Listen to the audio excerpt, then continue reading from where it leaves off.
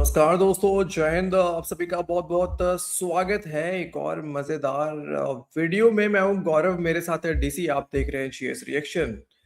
जय हिंद दोस्तों, भाई। और डीसी आज भाई मतलब आज जो वीडियो है ना डीसी, मुझे भी उम्मीद था नहीं कि भाई ये वीडियो मुझे मिलेगा, क्योंकि अचानक से भाई मैंने देखा। और हम भाई लगभग डीसी बहुत बार हमने बात किया है फैसल रजा अब्दी के बारे में, लाल टोपी का छोटा भाई कह लो, छोटा चर्सी कह लो, जो कि आज से 1.5 साल पहले, तकरीबन 1.5-2 साल पहले जो है खजाने खोजते हुए गायब हो गया था।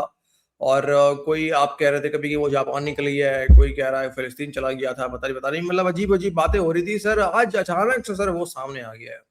एक बार के लिए मुझे लगा इसके पुराने वीडियोस होंगे, वायरल वायरल हो रहा होगा, पुराने बड़ी बातें करता था, फेंकता था बड़ी बड़ी। लेकिन जब मैंने सुना तो यकीन हुआ कि नहीं यार, वीडियो तो नया है।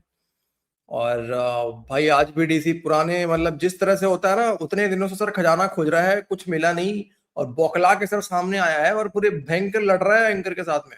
पूरे एकदम भयंकर फेंक रहा है, वैसे ही पूरे पुराने अंदाज में है भाई साहब। मजा आने वाला है। तो बहुत तगड़ा वीडियो भाइयों, वीडियो को पूरा देखना, मतलब फुल एंटरटेनमेंट है इस वीडियो में। थोड़ा कैप इग्नोर कर देना, जस्ट बाहर से आ रहा हूँ अभी, बाल वाल पूरा सेट हो नहीं रहा था तो फिर मैंने कैप डाल लिया। फ्रंट करके पहनूंगा तो फिर शेडो आएगा आगे से, तो इस कारण से उल्टा पहन लिया उसको। प्लीज आप लोग साजिश मत कर देना मेरे खिलाफ यार। हाँ, तो चलो डेसी शुरू करते हैं भाई।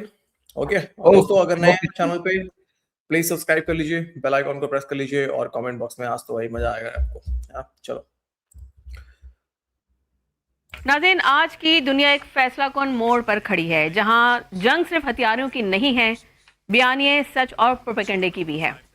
ईरान, जी हाँ ईरान, जिसे एक कमज़ोर समझा गया, जिसे झुकाने की कोशिश की गई, वो आज भी डटा हुआ है।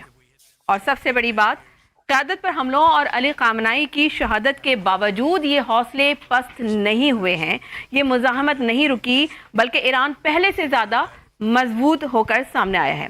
सर, सबसे पहले तो मैं आपसे ये जानना चाहूँगी कि अली ख़ामनेई साहब की शहादत और क़यादत पर हमलों के बावजूद ईरान की जो मुज़ाहमत है, वो हम देखते हैं कि कमज़ोर होने के बजाय मज़ीद मजबूत हुई है और मज़ीद ताकत के साथ जो है वो उभर कर सामने आ रही है। तो क्या ये रियासती ताकत है या एक नज़रियाती क़ुव्वत है, क्या कहेंगे आप? अप्रैल के अंदर इस जंग की अदायगी हुई थी 2024 में।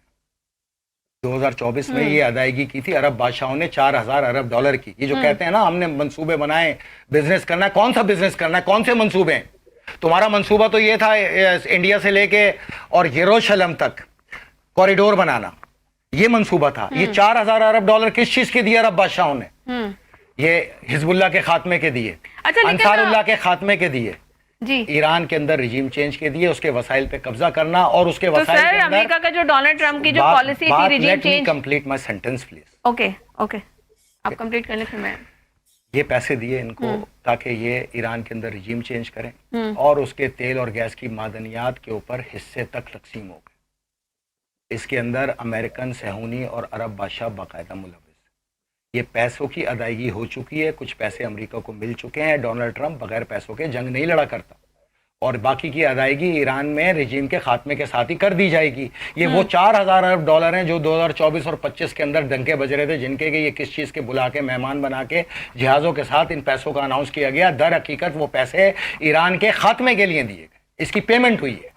लेकिन फैसल रज़ा अब्दी साहब, आप रिजीम चेंज की बात कर रहे हैं, और हमने भी देखा कि जो अमेरिकी सदर है डोनाल्ड ट्रंप, वो बड़ा वावेला मचा रहे थे और उन्होंने कहा कि जी ये जंग जो है, उनकी पॉलिसी ये थी कि रिजीम चेंज आएगा ईरान में। लेकिन हमने देखा कि आयतुल्लाह ख़ामनेई की शहादत के बावजूद और क़यादत की जो शहीद किए गए उसके बावजूद हमने देखा कि जो अमरीकी हिकमत अमली है वो हमें नाकामी की तरफ नजर आई, और ईरान की क्या गैर मामूली तैयारी थी जिसकी वजह से अभी तक तो हमें कोई रिजिम चेंज नजर नहीं आया, और आइंदा आने वाले दिनों में भी नजर नहीं आ रहा है। तो आप क्या कहेंगे? आप क्या समझती हैं, गजा तक जो सुरंगें बनी थी क्या ओवरनाइट बनती?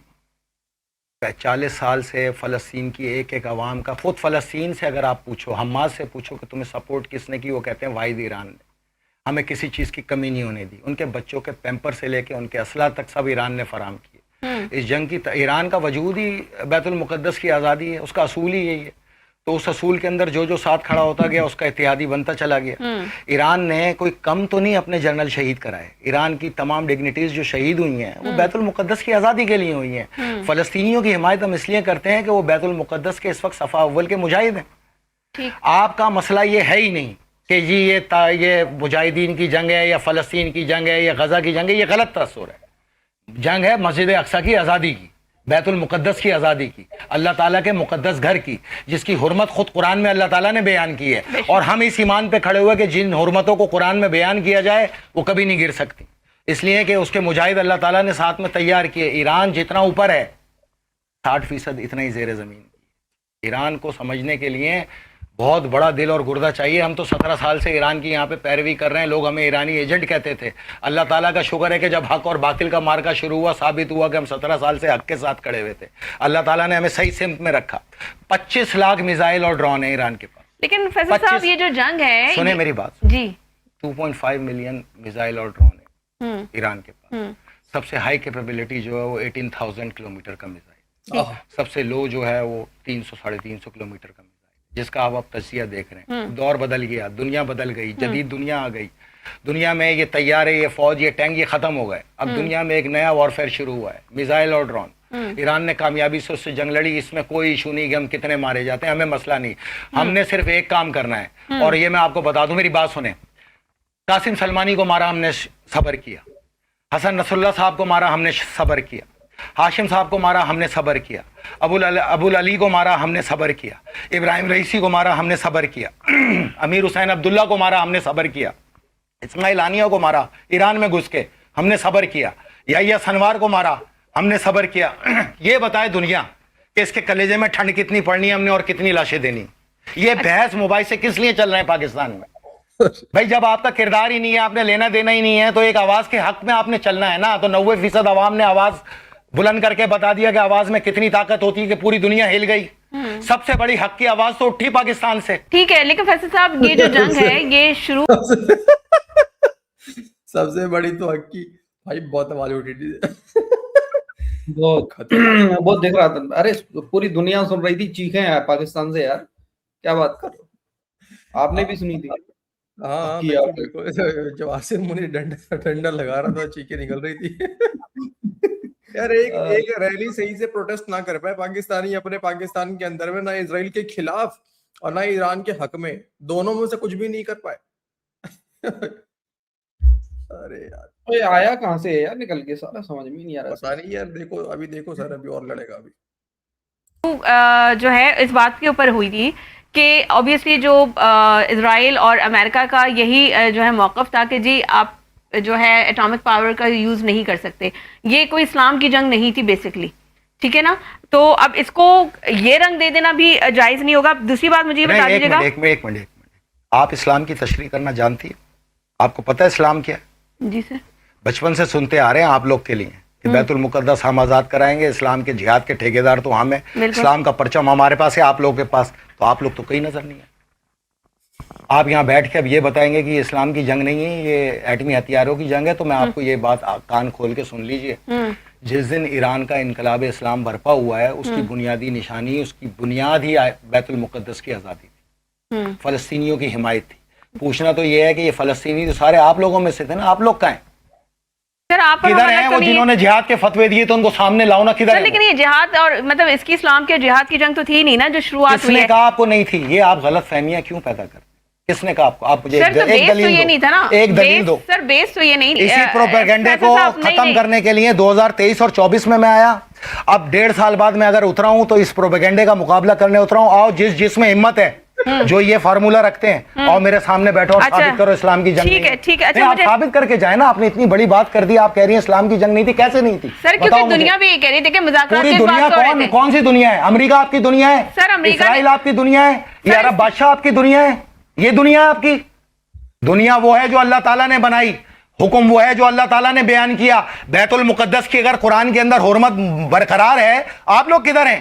बचपन से हम सुनते आ रहे हैं आपने हिफाजत करनी है, आप लोग तो है ही नहीं वहां पर। आप लोग कहाँ हैं? फैसल साहब एक बात सुने, जब खुद ना जा सको। सर आप मुझे सवाल तो करने देना। आपने ये बात की कैसे? मैंने बात इसलिए की कि सर जब ये जंग शुरू हुई तो इस बात पे नहीं जंग, ये मस्जिद अक्सा के लिए जंग नहीं हुई थी। अभी क्या हो गया? अभी ईरान से जो जंग हुई है मस्जिद अक्सा पे नहीं हुई है ना। तो सर अभी तो हम ईरान, इजराइल और अमेरिका के ऊपर बात हो रही है ना सर। डॉलर की तबाही अल्लाह ताला ने लिख रखी है और वो होगी। 26 नवंबर 2026 को $0। अभी बता रहा हूँ, जिसके पास डॉलर है निकाल दो, सारी जिंदगी मुझे दुआ दो। 26 नवंबर 2026 को ना डॉलर है ना पाकिस्तान पे कर्जा है।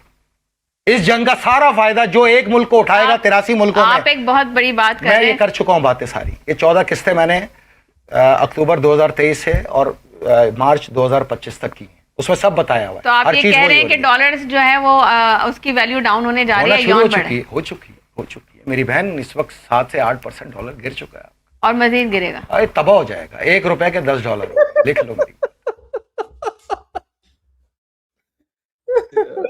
खतरनाक आते हैं यार, खतरनाक है यार। 20 नवंबर 2026 आनी चाहिए यार जल्दी यार, कितना हो गया यार ये सच में यार, मैं तो यार पता नहीं कब से इंतजार कर रहा हूँ। 26 नवंबर 2026, 26 नवंबर 2026। 26 मैं तो यहाँ सोच रहा हूँ लगवा लूँ यहाँ सामने अपने दीवारों पे, यहाँ पे लगवा लेता हूँ यहाँ पे टीआरडीसी लगवा लो सर। 26 नवंबर 2026 मतलब डॉलर नीचे आएगा, पाकिस्तानी रुपए ऊपर जाएगा, पाकिस्तान में डॉलर नीचे आएगा सर, पाकिस्तान ऊपर जाएगा सर, ऊपर ऊपर ऊपर। समझा करो, पाकिस्तान ऊपर तरक्की करेगा सर। तरक्की ऐसे ऐसे मत बोलो सर, ऊपर ऊपर यार, आप भी साजिश कर रहे हो। नहीं हो सकता है डॉलर नीचे आ जाए, क्या हो जाए हमें नहीं पता, लेकिन अभी 6 महीने जिस तरह से ये पिछले अच्छा ये एक भी कह रहा था 1.5 साल के बाद आया हूँ मैं। मतलब देखो, एक तो टाड़ साहब उधर आइसोलेट कर आया हूँ नहीं सर, उतरा हूँ, समझा करो। आया और उतरने में फर्क होता है सर। आया उतरने में फर्क है यार, बात तो सही है। हाँ। आया हूँ उतरा हूँ, रिश्ता है पाकिस्तान का। ये फरिश्ता ये जिन्ना के रूह है, यही तो नहीं है कि जिन्ना का रूह। और लग जिन्ना के साथ कहीं ये भी एक रूह होगा उसका। एक और था ना कोई, क्या इसको कहते हैं, बाबा इकबाल कहता है, लाल टोपी कोई, बाबा इकबाल। हाँ वही बाबा इकबाल का नाम लेते रहता है ना बार बार, तो कहीं वही होगा सर, यही उतरा हुआ ऊपर से यार। लेकिन सही है देखो डीसी, अब तो यार बड़ा दिक्कत हो गया हमें यार। एक तो उधर ताड़ा में आइसोलेट कर रहा होता है सर, अब ये भी सर आइसोलेट ही करेगा। हालांकि इसमें 26 नवंबर 2026 को ये 2 बातें कहता था, एक तो भारत तबाह हो जाएगा, ठीक है, और दूसरा सर पाकिस्तान जो है, सारे कर्जे पाकिस्तान को उतर जाएंगे। इसने लगाया हुआ था बहुत पहले से। भाई साहब, इसका ये पूरी वॉर चल रही है ना, ये पूरी वॉर इजराइल ईरान वगैरह, ये जो वॉर है, आप शुरू से लेके अब तक की इसकी सारी वीडियोस उठा लो, इसका जो क्रक्स निकल के आता है ना इसकी बातों का, वो यही है सिर्फ और सिर्फ ये इंडिया और इजराइल की वजह से वॉर हो रहा है, बस दैट्स इट। तो ये सर हमें आइसोलेट ही करने, ये भी आइसोलेट ही करने आता है हमें इंडिया को। हाँ ये आइसोलेट करने आता है। नहीं दोस्तों, इसके बाद भी है काफी सारी बातें इसने की हैं, और एग्जैक्टली जो बात अभी यहाँ पे डीसी कर रहा है वही बातें इसने आगे भी की हैं। अगर वो या तो डीसी अपने चैनल पे डाल लेगा या फिर इवनिंग में देखेंगे, डिसाइड करेंगे, उसका एक सेकंड पार्ट भी आ जाएगा। तो उसमें ये सारी बातें हैं भाई, लोग उसने की है ये बातें, है ना, आगे भी की है कि यार मतलब सऊदी अरब को भी दे रहा है। सऊदी अरब ने तो हमें कभी समझा ही नहीं कुछ, वो तो हमें बस भीख ही देता है, वो हमें भिखमंगा समझता है। भिखमंगा समझता है, बिल्कुल। गालियां भी दे रहा है, कुछ वर्ड बोले वो आगे जो है वो लपेटे में लेगा अभी सभी को भाई, सबको आइसोलेट करेगा, ये पाकिस्तान बनेगा सुपर पावर भाई। अब अभी भी आ गया है पाकिस्तान को, टेंशन मत लो, ये उतर के आया है, ये सबको आइसोलेट करने आया है। हाँ ये सबको आइसोलेट करेगा, ये सिर्फ इंडिया के साथ सबको आइसोलेट करेगा।